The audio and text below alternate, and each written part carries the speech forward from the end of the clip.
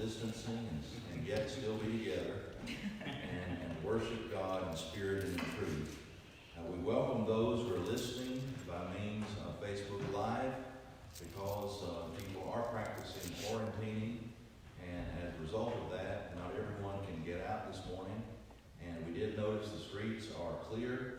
There are a lot of people that are in this morning and are practicing this for safety's sake, and we certainly understand that, and we're trying to accommodate everyone in their desire to serve the Lord.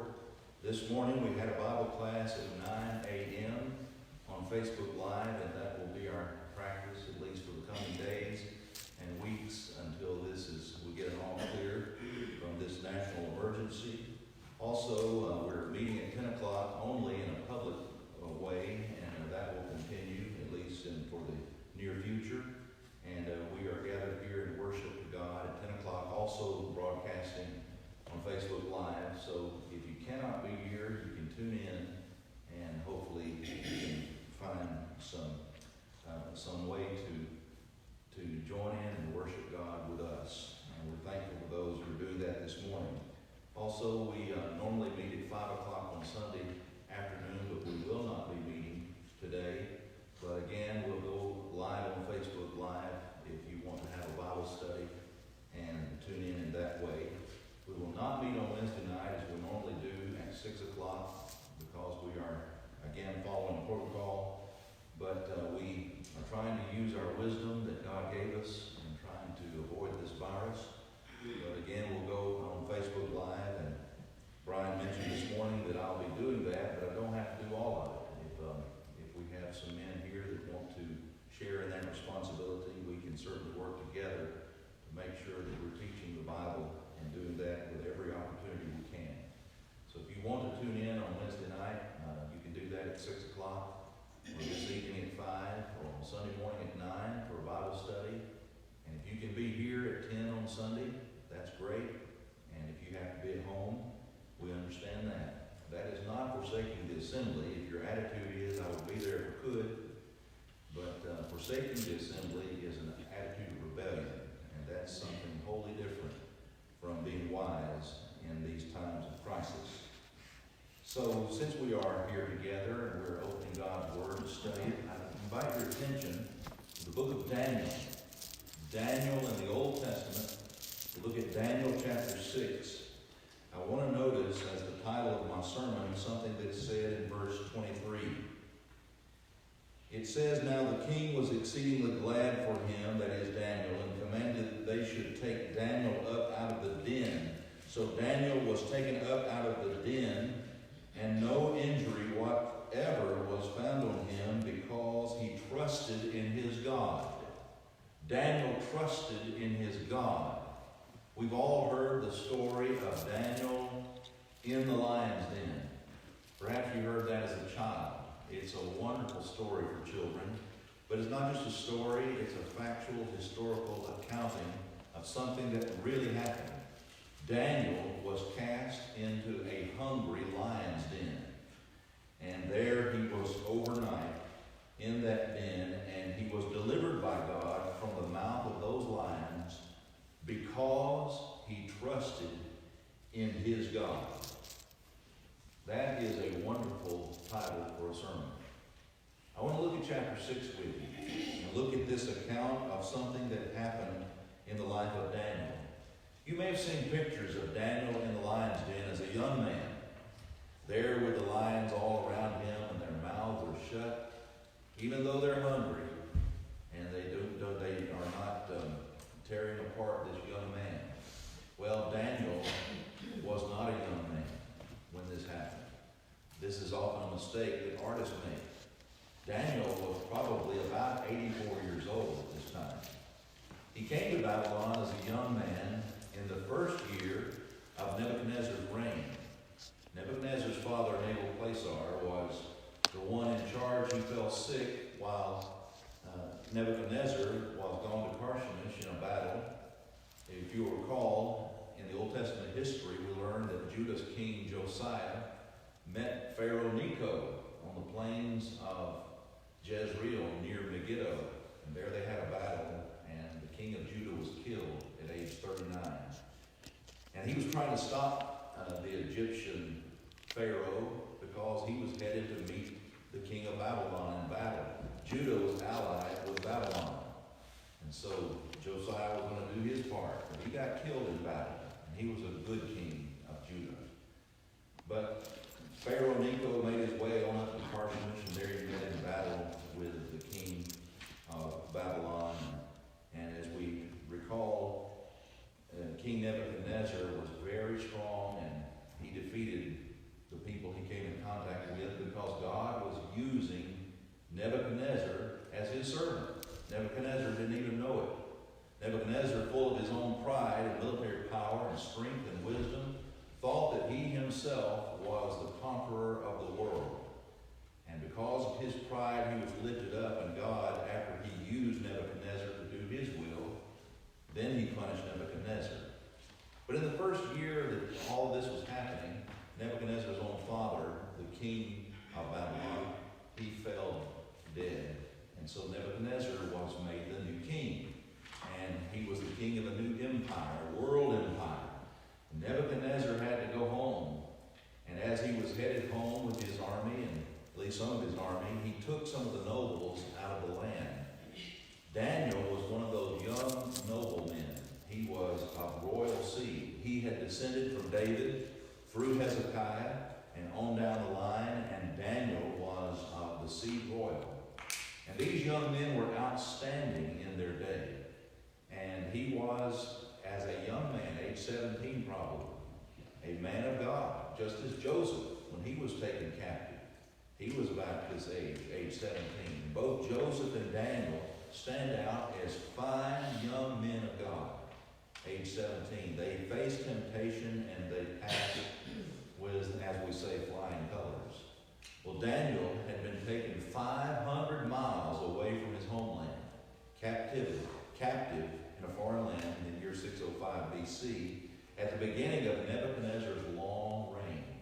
We learn from history that Nebuchadnezzar reigned about 43 years. And so he was about 66 years old at the end of his reign. So Daniel went to Babylon about age 17. If you add in Nebuchadnezzar's 43 years and then those who followed him, his sons, his grandson, then you find that Daniel was about age 84 when he was thrown into this lion's den.